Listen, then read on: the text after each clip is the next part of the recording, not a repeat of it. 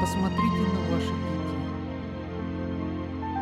Лица многих из них напоминают лица великих мудрецов. Посмотрите на их глаза. Только что родившийся младенец приходит из нашего мира. Он помнит о нашем мире.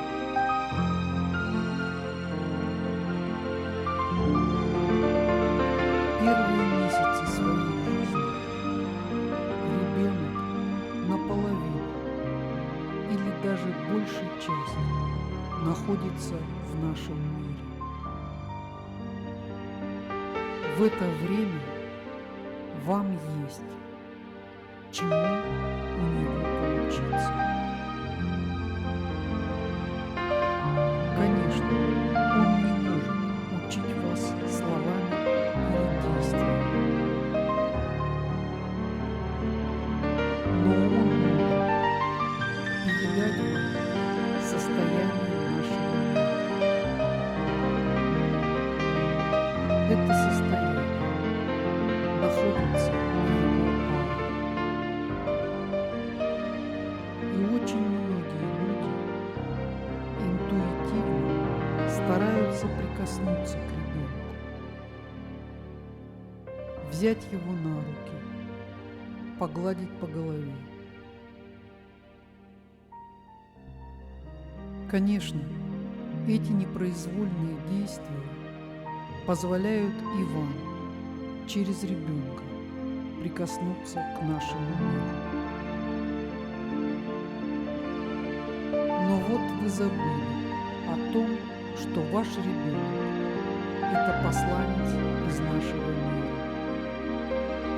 Вы предались своим привычным занятиям. Вы смотрите телевизор, разговариваете по телефону, слушаете музыку. Вы удивляетесь, почему ваш ребенок себя беспокойно ведет, почему он плачет, капризничает. Ваше отношение к вашим детям требует пересмотра. Вы должны относиться к вашим детям так, как будто это я, Господь мой Бог, пришел к вам в образе вашего ребенка. Будете ли вы в моем присутствии делать все те дела, которые вы делаете в присутствии вашего ребенка, думая, что он ничего не понимает? Будете ли вы вести себя так, как ведете себя? Я приду в воплощение. Я желаю этого. Но я не могу сделать этого до тех пор, пока вы не измените отношение к вашим детям. В первые месяцы жизни аура ребенка может быть такой большой, как целый город. Вы поистине встречаете посланца небес. Но делаете ли вы то, что необходимо, чтобы встретить посланца небес? Вы думаете, что ваши дети не понимают ничего. Вы думаете, что они глупые и не могут воспринимать действительность так, как ее видите вы. Дети приходят в ваш мир, имея образ другого мира.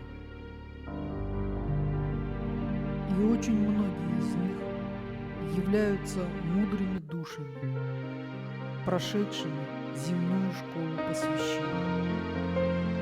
И что они видят? Они видят сюсюкающих родителей и родственников. И никто в целом мире не относится к ним как к мудрым душам, с рождения уже знающим все. Постепенно аура ребенка впитывает в себя окружающую обстановку семьи, города, страны, в которой он рождается. И уже к 3 годам у ребенка исчезает память о нашем мире. Он впитывает ваши привычки, ваши привязанности, стереотипы вашего поведения. К 3 годам ребенок имеет в своей ауре все ваши негативные состояния, в которых вы пребывали и пребываете. И если он имеет возможность смотреть телевизор или слушать радио, тогда, когда вы думаете, что он спит или ничего не понимает, то ребенок напитывается всем тем кошмаром, который течет рекой из ваших средств массовой информации. И к 3 годам вы уже видите перед собой не ангела, пришедшего в ваш мир, а обремененную всеми грехами мира душу, которая до конца этой земной жизни вынуждена отрабатывать карму семьи, карму рода, карму страны и карму мира. Я не могу прийти в ваш мир до тех пор, пока мир не готов будет принять меня. Я очень стремлюсь поскорее прийти в воплощение. И только вы сами можете ускорить мой приход. Бережное отношение нужно иметь не только к детям. Каждый человек, живущий в физическом мире, имеет право быть любимым. Возлюби ближнего, как самого себя. Как давно была дана эта заповедь возлюбленным Иисусом.